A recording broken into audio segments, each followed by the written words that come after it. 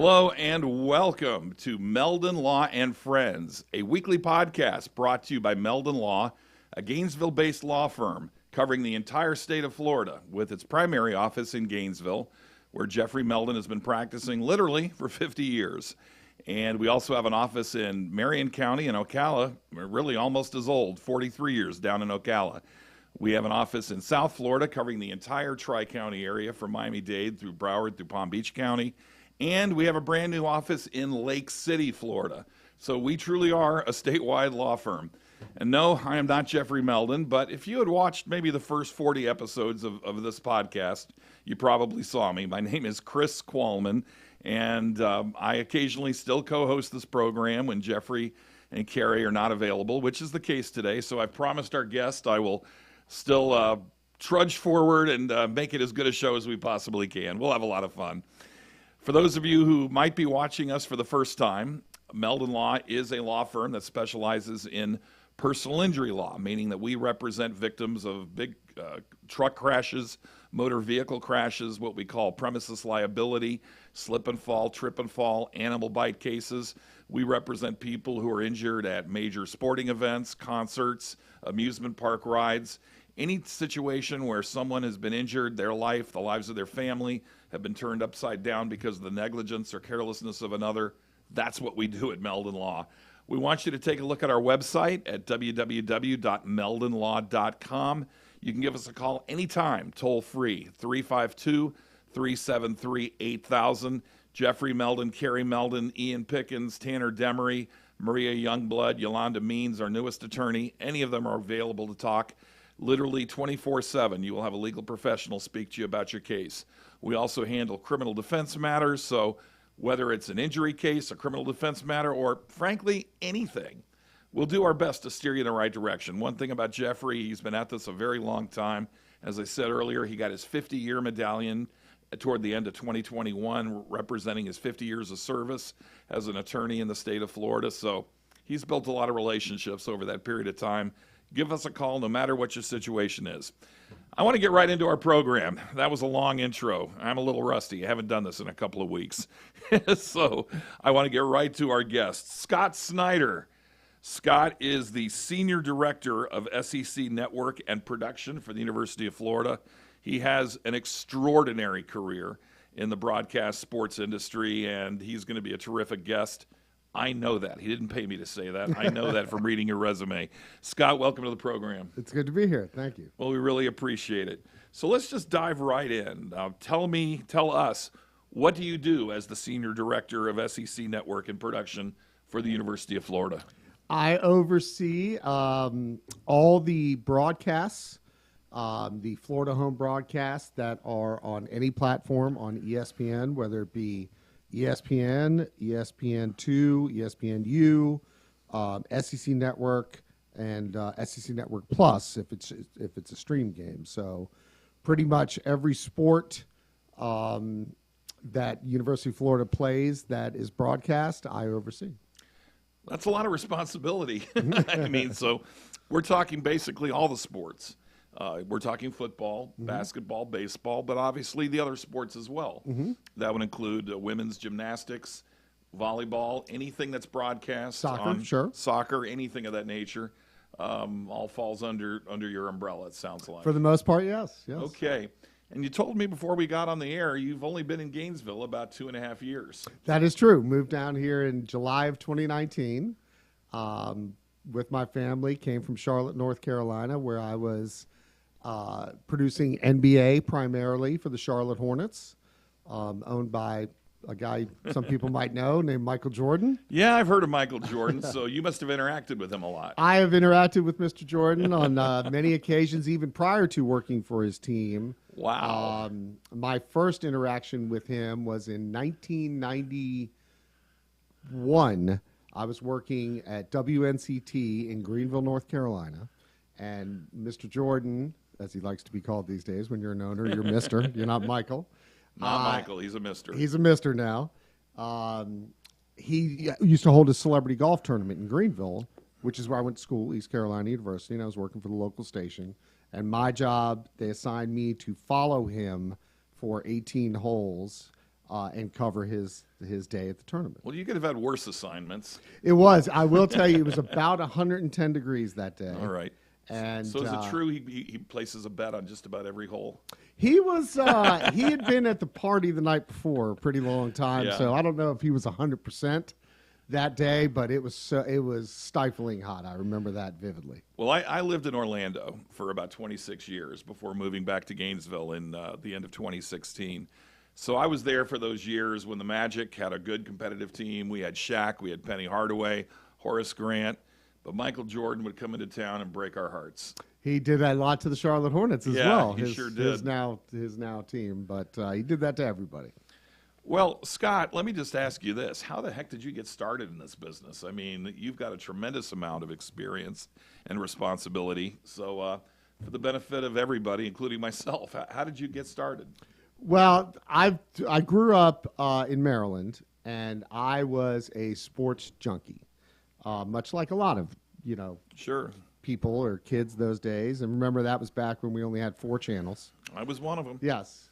So I was a sports junkie, and I laugh now with my mother and my father, who's since passed. But I used to laugh like they used to always tell me to turn off the TV and do my homework. Right. Little did they know I was actually studying. So I always bust them on that. But so I went to college. I went to East Carolina University. Pirates, right? The Pirates. You know how you know you're a pirate, by the way? How do you know you're a pirate? You don't. You just arg. You just, oh, God. You just are. So anyway, I went there with good. every intention of becoming a lawyer. I went to study pre-law, and I'd taken law in high school and done very well, and my intentions were to be a lawyer. And my sophomore year, I took my first political science class. I'd studied for this test for longer than I studied for most tests, for sure, days, and ended up not doing very well, and that's being nice on this test. All right. So it was a Tuesday, I remember this vividly, and I was walking back I was living in a fraternity house at the time. What fraternity, I have to ask? I was a Phi Kappa. I remember Phi Tau. We have a Yes. Phi Tau chapter here at Florida. Yes, we do. Yes, I we was do. a Chi Phi. We were buddies. So I'm walking back to my fraternity house. I'm feeling kind of down because I just failed a test in what field I thought I was going into. And it was a beautiful day. It was around noon. And one of my fraternity brothers was laying out and drinking an adult beverage at the time. And it occurred to me to ask him, I'm like, what are you majoring in? And he turned to me and he went, broadcasting. And I said, I'll be right back. And I went and changed my major that day. That day. And didn't. What a great story. And then 3 weeks later, I told my parents that I wasn't going to become an attorney. All right, this is totally impromptu, but I just remembered one of your most famous alumni at ECU, at Eastern Carolina University. Yes. Vince McMahon. Vince McMahon, You know absolutely. that. Vince McMahon, the owner, president, and CEO of World Wrestling Entertainment. That is true. Vince McMahon went to East Carolina. So did Sandra Bullock. She went to East No Carolina. kidding. She was there while I was there, in fact. Wow. She was a couple of years older than me. Sorry, Sandra, if you're listening. But I was actually an acting minor in college, and I was a horrible actor, but it seemed like the easiest way to get out of college. And obviously, she was an acting major, and there was a couple of semi-famous actors that came out of it, but Okay, Sandra that's far really and away cool. is the. So let me ask you this. So you enter broadcasting. Yes. That becomes your major. Yes. Was it your desire initially to be on camera? Because you certainly have a storied career. It's incredible behind the camera. Were you ever, though, intending to be somebody on the front of the camera? I was. I had some intention of that, but I knew early on that in my career that I was going to have to make a decision. And my decision, I know this is going to sound funny, but I was like, I'm not going to be the best looking fella. Like I know that, I was a good looking guy, but I was like, it's you're a only good-looking guy. it's only going to go downhill I'm from the here. guy with the face for radio. But anyway. So I decided I've had several forks in the road. And one of those forks was I'd gotten hired or offered the job at another station within that market as a weekend sportscaster. Okay. But at the same time, I got offered a job at what was then JP Sports, which was ESPN before Jefferson Pilot? Right, Sports, okay, yeah. which is now Raycom Sports. But I grew up watching JP Sports Well, like sure, they covered all these bowl games. well, the and so many ACC. things. They own the yeah. ACC, Right. and ACC basketball back then was as good as it will ever be. It's always been right there at the very top. Right. So getting the job I had to decide then whether I wanted to be a big fish in a little pond or a little fish in a big pond. And I decided at my age it was better to be a little fish in a big pond. So I took the job at JP Sports as an associate producer in 1991. And as soon as I saw what a producer was, I knew that was me. So let's stop right there. Talk about what does a producer do? Because I get asked that question. Sure. I've worked in entertainment law, and I've represented music producers and film producers and TV producers. So we're talking today about sports television producers. Correct. How would you answer that? What do you do? The best way, and it's ironic that we are at Spurrier's because that would be kind of the example I always give, is being a live event TV sports producer is a lot like being a head coach, okay? Being a live event TV director is a lot like being the quarterback. Okay. Meaning the head coach calls the plays. The director executes a lot of the plays. I see. So when you're the producer of a live event, you oversee everything on site. The easiest way to describe it is you decide what replays are shown. Okay. You decide what graphics, what packages. You're the one in contact with the talent primarily. In other words, you're setting them up for, out this break, I'm going to show a package of Steve Spurrier from this game, followed by this graphic, followed by some sound from him. That's all the producer. I see. Okay. And when anything goes wrong, the producer gets blamed. I can imagine. That's why. So, yes. We've got about 3 minutes before we cut for a break, but I want you maybe to explain what are the special skills.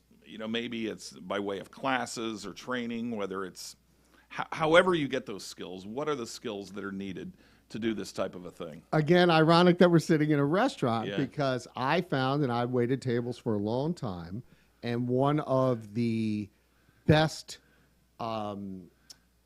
exercises for your mind to become what I am or to do what I do was waiting tables, because waiting tables, you have to think very fast, you have to prioritize on the fly, and you have to anticipate prior to people wanting things. So in live sports, you have to anticipate, if this happens, I'm going to do this. Much like if you're waiting tables and you're not in the weeds, but you've got every table in your section filled, you're thinking like this while moving. Sure. But you're thinking, is it tip-wise, is it most important for this person to get the fork they dropped, or most important for these people to get their hot food? Now you know, everybody, how they make those decisions on Correct. whether you get that fork or you get the hot food. Right, like if I already lost this table because they're already complaining, and let's try another table because I think I'll get a better tip from them. I did the same thing. I was a waiter. I was a busboy. I did all that kind of stuff. That's a great answer, though. Analogizing that to the type of mental acuity you need, obviously, to be a producer. You need to be able to think very fast, and you need to think, it's like playing chess. You've got to think 3, 4, 5 steps ahead, and you have to anticipate what could and might happen so you know what you would do in those situations. So you worked on, I'm just reading from your notes here, the NBA, the NFL, and Major League Baseball. That is correct. And I imagine all three of those entities have their own nuances and peculiarities, for want of a better term. What was it like working with each? I don't know if I can answer in a minute before break. Well, we can do the best we can.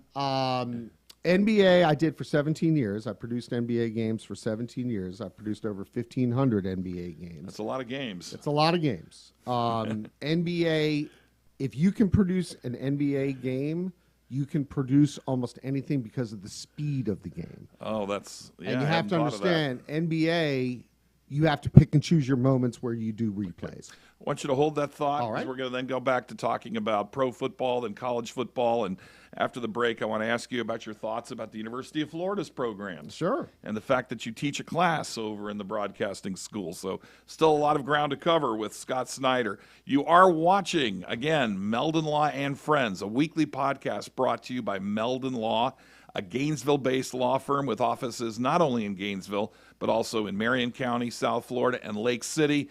We'll be right back after these messages. Thanks so much for watching today. We are here at the University of Florida, where Albert and Alberta are competing in the Gator penalty shootout. Albert is ready to stop the shot at all costs. What a disaster! Luckily, Meldon Law is the only official law firm partner of the Florida Gators. If you have suffered any injury, do not worry, because Meldon Law is going to help you with your recovery. Meldon Law doesn't back down until they reach their goal. We still hear it. The sound of victory. The joy of being part of something great. And while things may not be the same right now, we haven't gone anywhere. If you bleed orange and blue, then Meldon Law is the firm for you.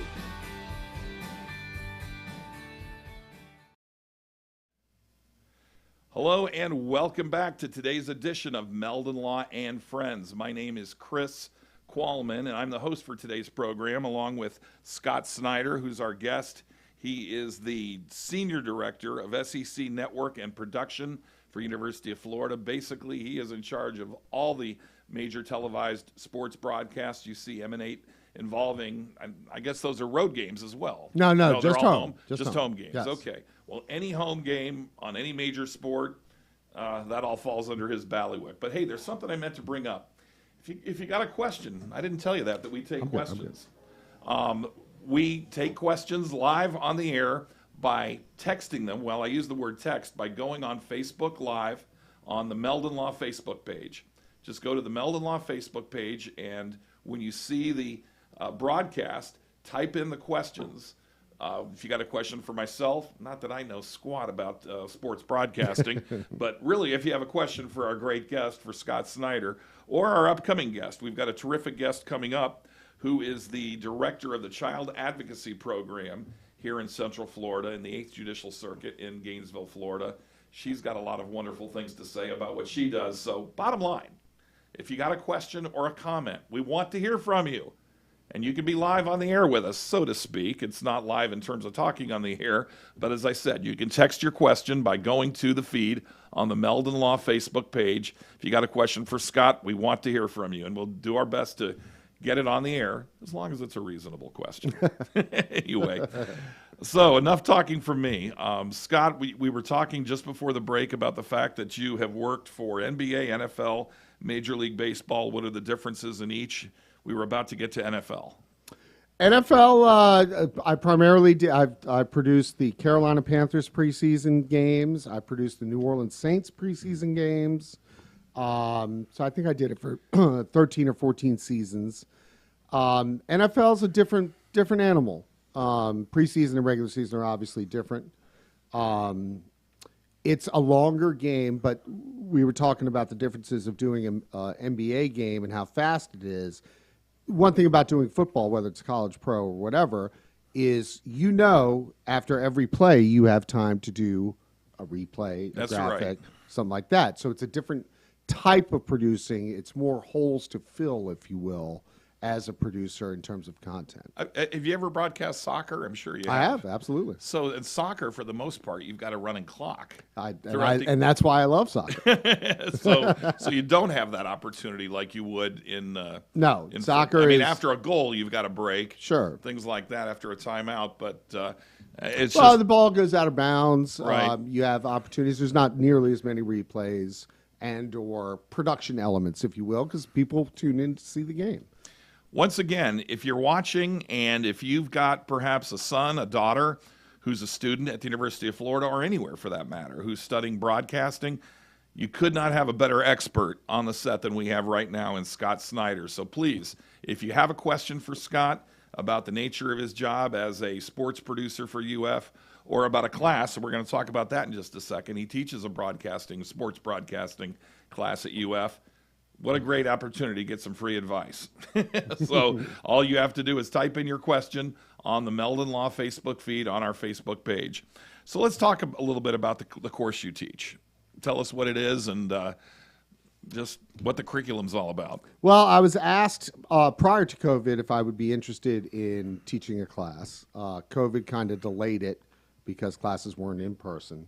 But I teach a course called Fundamentals of TV Sports Production. Okay. It's a class that you can't just take. There's other classes you have to take prior to taking my class. I see. So I teach them, and most people don't understand the inner workings of a live TV sports broadcast and how many opportunities there are, not just for producers, directors, or talent. There's so many other positions that you can make a very good living doing, and those are the positions that I concentrate on explaining, as well as answering any and all questions that they have. And I teach them how to break down broadcasts. And one thing I guarantee all my students is you will never watch another game the same way after I can imagine. So my limited knowledge of what you do, and I emphasize and underline the word limited. I worked in the music production business for a long time, promoted concerts, and had some involvement in the television broadcast of them. But maybe you could explain what you were just talking about in a little bit more depth about the other positions. People know that there's a producer. We know that there are directors and there are camera operators, but maybe just kind of go through a quick list of the different things people can do to work in sports television. I would say the major ones, other than what you just mentioned, are replay operators. Okay. There's people that are responsible for running the replays. There's graphics. It takes several people to do graphics for broadcasts, including what's called the score bug or the Fox box. Everybody calls it something different, but the graphic that you see on the screen all the time, that's a separate position, and one that is undervalued, to be honest with you, because it's the only thing that's on the screen the whole time. So you want somebody that you have to know sports to do it. I always tell my students, I can teach you television, I can't teach you sports. So that's I hear you. You almost have to be that sports nut. The sports, you have to have that in your blood, so to speak. You just can't do it as a labor for a paycheck. It would be tough to do something like this if you truly didn't have a passion. You can't run graphics or replays of a baseball game, for example, if you don't know baseball. Sure. You know, you have to know the game to be able to excel in what we do. So I imagine you've got some favorite moments, some highlights of your career, maybe something you did that was particularly unique and spectacular, or maybe it was just meeting a certain person. So let me toss you with that. Well, my favorite moment certainly was winning an Emmy. That's a big one. I won an Emmy. I had been nominated, and you'll laugh at this because you and I are closer in age, but for a while there, I was the Susan Lucci of my Regional goodness. Sports Talk. All my children. I've been nominated 15 times prior to my first victory. Okay. So finally winning that statue was very nice. I always laugh because I had produced probably 100 better games than the one I won for. What was the one you won for? I won for Kemba Walker, who's with the Charlotte Hornets at the time, broke Del Curry's all-time scoring record for the team.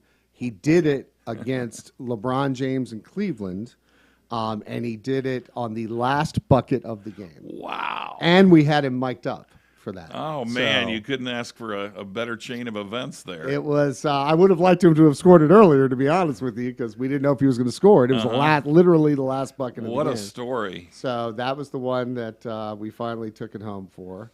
But other favorite moments, I've been involved in a lot of unbelievable broadcasts, unbelievable games. One of the most memorable was way back in the day. God, this was mid-'90s. I was doing SEC football, and Auburn, if you recall, under Terry Bowden, could be, was undefeated the year before, but yet was on probation. The next season, they were 7-0. They were playing LSU. LSU was not very good. Jerry DiNardo was coaching at the time. They were playing at Auburn. LSU was wearing them out. It was 23-7 with 6 minutes to go in the game. Auburn's got a 16-game winning streak. They're at home. I don't remember this. Wow. So Auburn eventually 3 straight possessions, intercepted 3 passes, all 3 they returned for touchdowns. Oh during the my game. gosh. I've never heard a crowd louder, to be very honest with you. That's crazy. My favorite game, the one that meant the most to me, was I produced the first Saints game in the Superdome post-Katrina. Wow. And that was very emotional. I used to live in New Orleans. I lived in New Orleans for 10 years and was living in New Orleans during Katrina. So the emotion of that game and what it meant to the people of New Orleans. I actually made my boss's wife cry in the first part that I edited of that show, which he loved. He thought that was great. So that was probably one of the most memorable games for sure that I was involved in. But you get to meet a lot of very famous people, a lot of very famous athletes in particular. Chris Paul. Oh, sure. He and I, he was a rookie for the New Orleans Hornets. We actually eventually had to move to Oklahoma City because of Katrina. He and I became very quick friends because we both have a love of poker. I was the only person that wasn't a player that got invited to play up in the front of the plane, cards with players all the time. Oh, which boy, I I certainly bet those did. were some expensive games. They were. That's what was. A lot of people may have gotten invited. They wouldn't want to play, but Chris and I became friends. He was really good to me. And one night he called me up and he was like, "What are you doing tonight?" And I was like, "Nothing." And he was like, "Well, come over to my house. I'm having some friends over. We'll play some poker."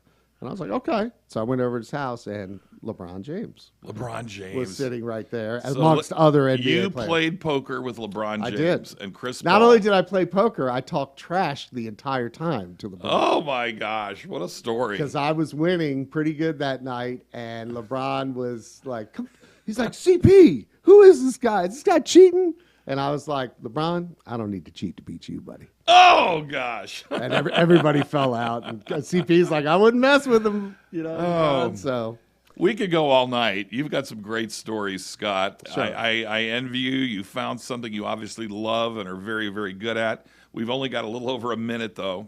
What advice would you give in this last minute to somebody, young person, female, male, whomever, to get into this business? What do they need to do? to get in this business, I would, if you know somebody that's in it, I would ask them every question on how they got in it, who Sure. they know, how can they meet these people.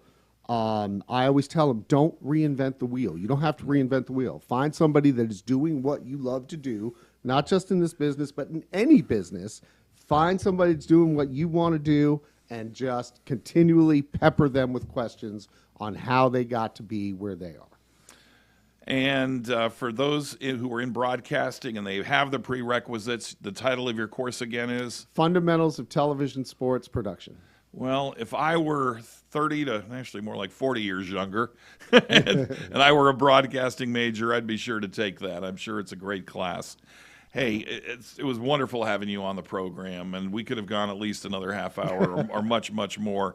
I want to hear what your thoughts are about the Gators, but we've only got 17 seconds. Go Gators. Go Gators, I'll tell you what.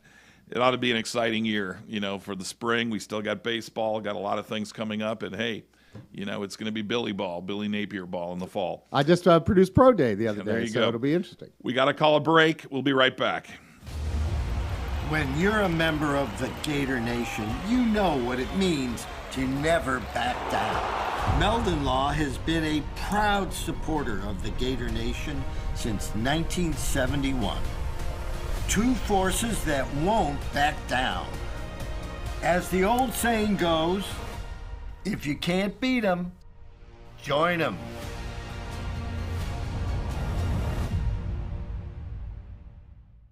Albert, Alberta, I understand you were witnesses to a crash. Can you tell us about the accident?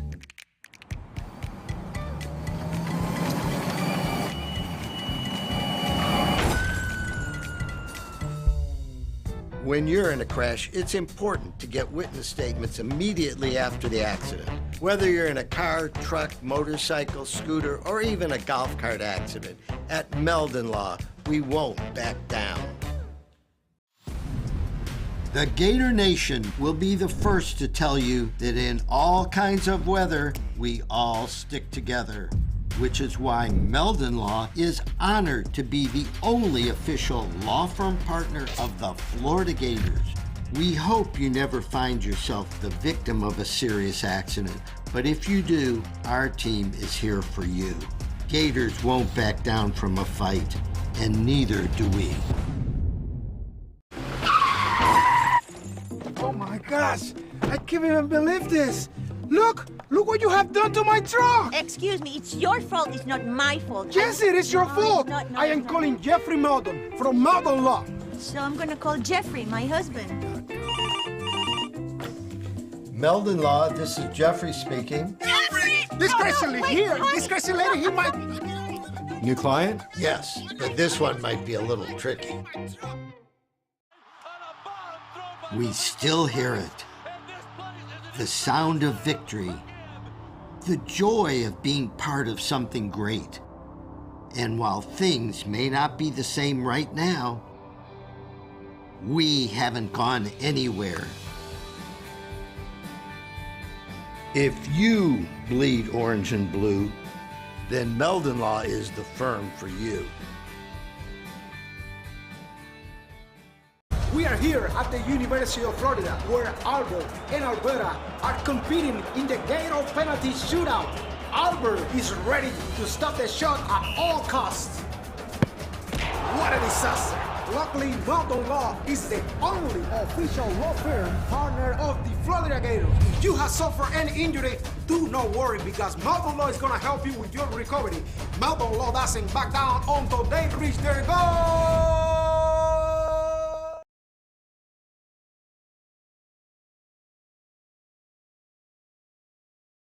And I was in an accident. Someone ran a red light and hit me, and I was hurt. You don't know where to turn. Luckily, I called Jeffrey. These big insurance companies, they don't want you to win. They truly don't. But Jeffrey and his firm and the people that work here, they just really fight for you. You call the law offices of Jeffrey Meldon, because you're going to need help, and they will help you. Hello and welcome back to today's edition of Law Talk Live. No, it's not Law Talk Live, it's Meldon Law and Friends. Evan already and I had an unspoken bet whether I would make that mistake. Law Talk Live is, of course, our radio show. I guess that was my guardian angel telling me that I needed to promo that. We do want people to listen to our radio show, which is now in its 20th year. It's on WSKY FM 97.3. You can also listen to it on the internet by going to the SKY webpage. And like this show, we like to bring on people from the community, people from the whole state of Florida to talk about the different things they do. So every Saturday morning at 10:30 a.m., check out our radio show called Law Talk Live. But this is Meldon Law and Friends, and my name is Chris Qualman. If you saw maybe the first 40 to 42 episodes of this, I was a regular co-host at that time. For the last about half year, Jeffrey and Carrie have been handling it, but they still call me in from time to time when one of the two of them can't make it. So here I am, and it's a pleasure to be here. And I particularly am very pleased and proud to have as our second guest Sherry Kitchens from the Child Advocacy Center in Gainesville. Welcome to the program, Sherry. Hi, thank you so much for having me. Well, we're very honored to have you. You do extremely important work, and we'll be getting to that in just a second. I have just a couple of other preliminary announcements to get out of the way. First one is, and I don't think I told you this, we take questions. Okay. If people have questions, if you're watching live on the streaming broadcast on the Meldon Law Facebook page, and you have a question for Sherry about the Child Advocacy Center and the work they do and the work she does, by all means, we want you to text them to us. Not on a phone text, but I use that term meaning you just type your question right there on the feed on the Meldon Law Facebook page. So again, if you have any questions for Sherry Kitchens, this is a great opportunity to speak with her about the great work, the very important work that is done through the Child Advocacy Center here in Gainesville, Florida. A couple of other administrative things I need to get out of the way. We do giveaways. That's no secret. Jeffrey Meldon is the king of giveaways, and that hasn't changed one bit this week.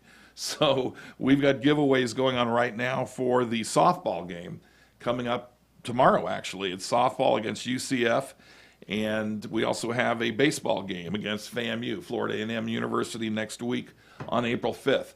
So what do you get if you win free tickets? You get a lot more than free tickets. You get a gift certificate to a local restaurant. You get some swag. You get all kinds of things. Believe me, you want these tickets. And the way to get them is to go on the Meldon Law Facebook page and register. You will see up there right now contest information for those two games, the softball game against UCF tomorrow, and also for the FAMU baseball game next week. So by all means, if you're watching this already on the Meldon Law Facebook page, scroll down a few spaces and you'll see the information about those giveaways. Also want to remind our viewers something that Jeffrey and Carrie have been talking about on the radio show is that next week on April 7th, we have our grand opening, the official grand opening of our new office in Lake City. And it's going to be a huge event. We're going to have dignitaries, people from the city, the official ribbon cutting, so to speak. The address is 2941 U.S. Highway 90 West. It's Suite 117. It's right there on Highway 90, one of the main drag going into Lake City, and it's right next to the Moe's or across from the Moe's restaurant. So we want to see you there next week. It's open to the public from 4 to 7 p.m. Lots of swag, lots of shirts, cups, all sorts of things given away. Enough said of that. I want to get right to our wonderful guest. So, Sherry, I want you just to jump right in and talk about the Child Advocacy Center, what it does and what your role is with it. Chris, thank you so much for having me here. This is very exciting, and to have an opportunity to share about what we do at the center. The Child Advocacy Center is a local center here in Alachua County. We work directly with child abuse victims and their caretakers. We work very closely with a multidisciplinary team group of professionals to help protect children who have been abused. The Child Advocacy Center is called in when there's an outcry of abuse, of physical abuse, sexual abuse, human trafficking, children that have witnessed domestic violence or community violence, and children who have experienced mental injury. And the Child Advocacy Center provides a very child-friendly, sort of like a cocoon, a safe place for children to talk about what happened. And those folks that need the information from the children watch through a closed-circuit television in another room, so children don't have to be interviewed over and over about the same sort of things. That can be very traumatizing for children to talk about abuse over and over and over again. We also provide advocacy services to help families with food, clothing, housing, shelter, things like that may prevent them from being safe in their homes. And we also provide therapy. All of our services are at no charge and are provided to children in this community and folks, even children outside the community, that are referred to us locally. So are there other child advocacy centers in the, I'll say, the 8th Judicial Circuit area, Gainesville, Alachua County, and surrounding counties, or are you the only one? There are. We work very closely with the University of Florida Child Okay. Protection Team and Child Advocacy Center, and they serve the Tri-County area. And so we work very closely with them as well. So I imagine that it took a lot of training and education for you to do what you do. So maybe for the benefit of our viewers and listeners, what sort of background and training did you have to prepare you for this position? Sure. Well, I never intended to be a director of an organization. My plan was to be a therapist for children and families. But I started my education at the university, Emory University, and got a degree in psychology and a minor in sociology with a really significant focus on child development. And then I came to the University of Florida and came to the Counselor Education Department and got my degree in my master's degree in marriage and family therapy and an educational specialist degree as well. Became licensed as a marriage and family therapist here locally. And then in addition to having a private practice for many years, I worked with CDS, Family, Youth, and Behavioral Services for about 10 years.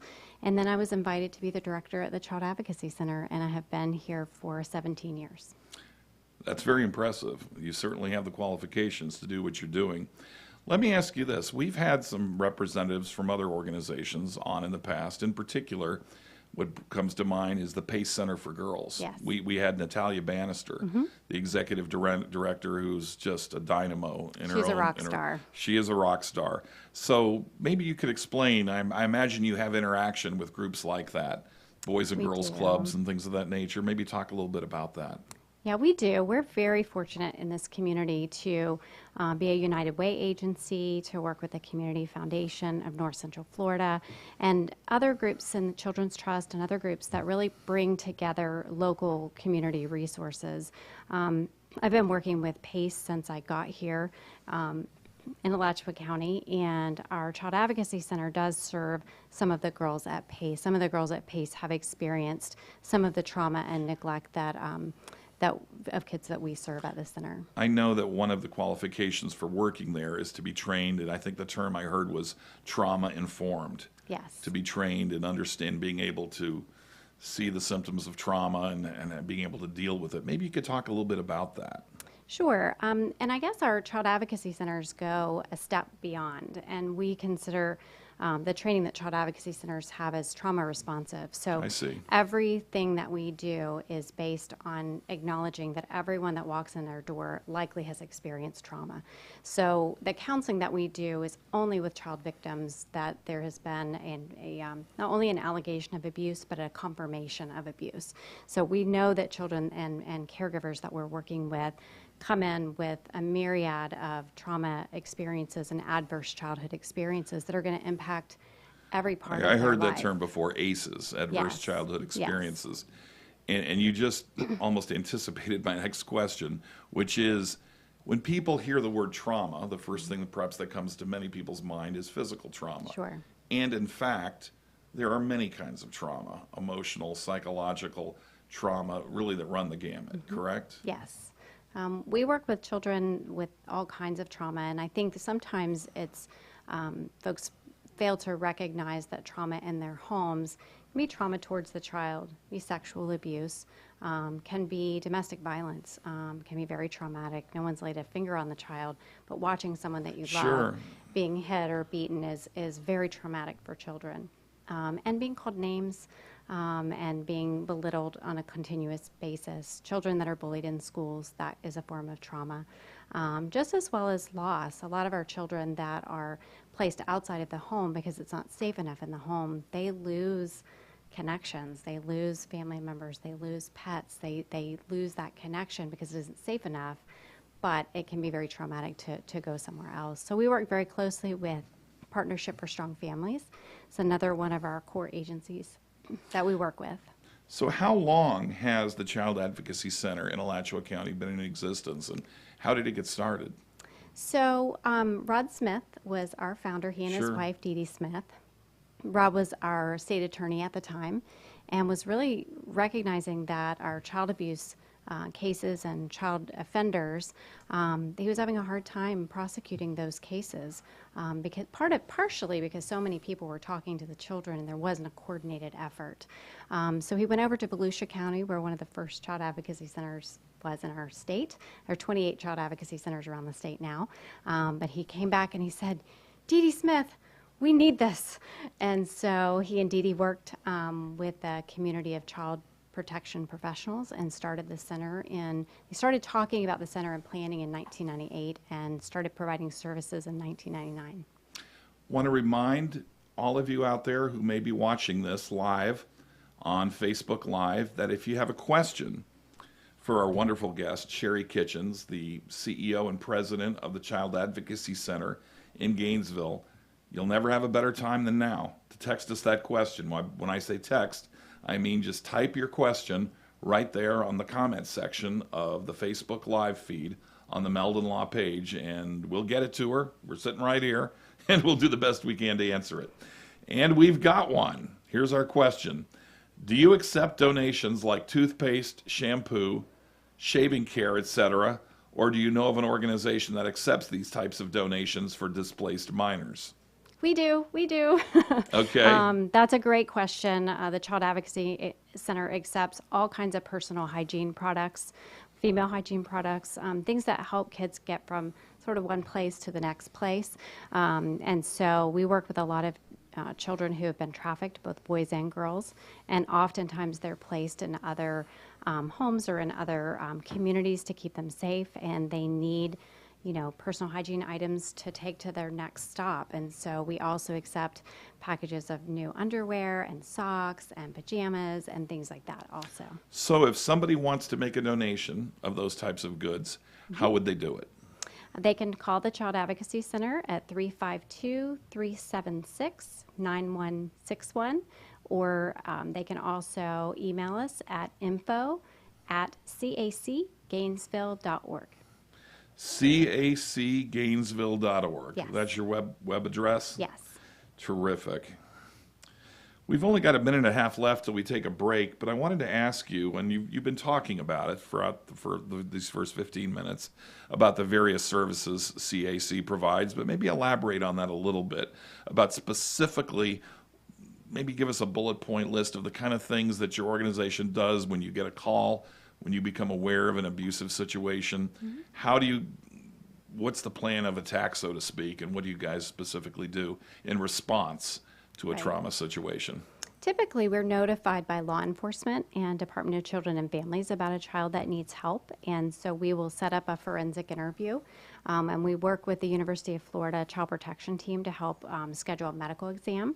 And so we'll do a child-friendly forensic interview that's developmentally appropriate for the age and stage of that child, while a team watches, gathers the information, and then makes a safety plan for that child. Our advocates will make sure that children get some food and are comfortable, and if they need clothes or they need hygiene items, they will help them get a bag together of those kinds of things. But we also go to court with kids. We go to dependency court, juvenile court, criminal court to help provide support and advocacy for children in that process. I want to talk more about that after the Yep. break, because that's fascinating to me, having worked in that area in the past. You are watching Meldon Law Friends. We will be right back after this. We are here at the University of Florida, where Albert and Alberta are competing in the Gator penalty shootout. Albert is ready to stop the shot at all costs. What a disaster! Luckily, Meldon Law is the only official law firm partner of the Florida Gators. If you have suffered any injury, do not worry, because Meldon Law is going to help you with your recovery. Meldon Law doesn't back down until they reach their goal. We still hear it. The sound of victory. The joy of being part of something great. And while things may not be the same right now, we haven't gone anywhere. If you bleed orange and blue, then Meldon Law is the firm for you.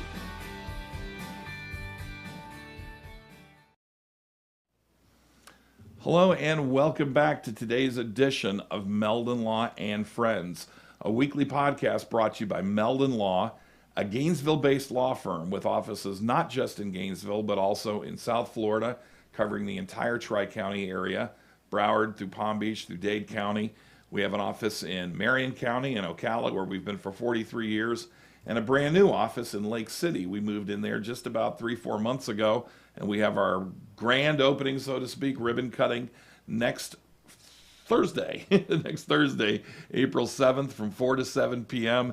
Everybody is invited. If you're watching this, you're invited. If you know somebody who's not watching but you want to invite them to, no problem. We want you to come check out our new office in Lake City. We'll be giving away a lot of swag. It's on Highway 90, just around the corner, or actually just across the little parking lot from the Moe's restaurant, so you won't miss it. Look for the huge line of cars. There'll be a bunch of people there. Jeffrey Meldon will be there, Carrie Meldon, pretty much our entire staff. So you'll have a chance to talk to Jeffrey and have a great time, pick up some goods and swag in the process. But I want to get right back to our wonderful guest, Sherry Kitchens, the president and CEO of the Child Advocacy Center. Just before the break, you were talking about how you advocate and assist children in court proceedings. Mm-hmm. And I'm very interested in that because I've worked with the GALs before, right. The Guardian Ad Litem Office, of course, DCF, Department of Children and Families.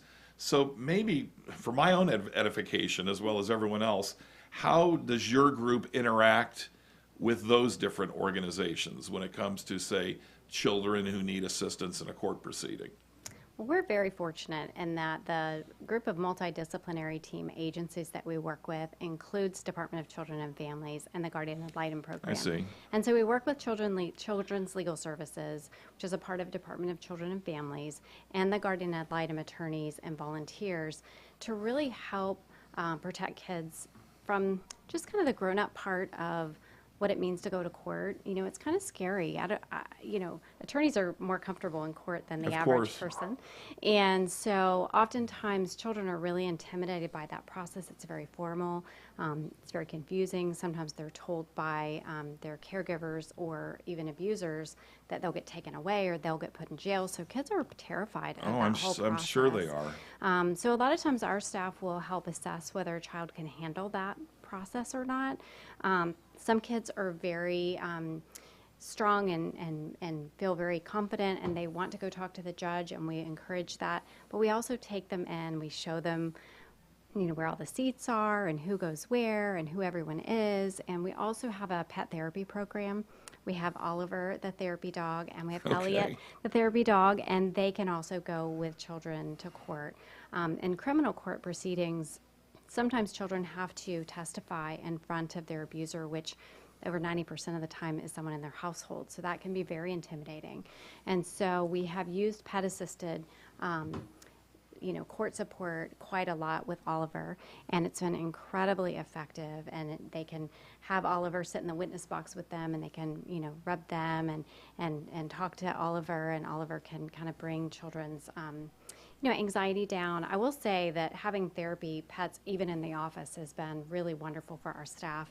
As you mentioned before we started, the work that we do is hard. It's very emotional. It can be very stressful. And so having the therapy dogs as a supervisor has been amazing to see how it's helped with our morale of our staff and our stress of our staff. One thing I'm curious about is your staff. Are they all paid staff, or do you use volunteers as well? So we do have a paid staff. We have there are 14 that are full-time, and then we have 8 that are contracted with us. And we also use volunteers quite a bit. So we use volunteers in the office to help play with kids, to help keep kids, thoughts about why they're there, because it can be a little intimidating the first time kids come to a new place. And so they'll play games with them and watch movies with them. They do lots of crafts with them. And so they do some things to have some fun with them. We also have lots of volunteers that help us with events and help support some of the fundraising efforts to support the center, as well as any kind of gifts that folks have. So for instance, we may have someone who is really great at analyzing data, or we may have somebody that is really great with accounting and getting ready for audits. And so we depend on volunteers of all shapes and sizes and of all sorts. And I would be remiss if I did not mention that I think we've got one of the best board of directors in town, and a really strong group of folks that roll up their sleeves and help provide what the staff needs in order to do this work. That's wonderful. And I want to, for the benefit of our viewers and listeners, we have listeners as well who listen on one of almost 40 different podcast platforms that are out there, audio platforms like Apple Music, Google Music, and so many others. I want to once again say your phone number. I believe you said it's 352-376. Is that 9161? Yes. I had that right. I couldn't even read my Very own writing good. there at the end.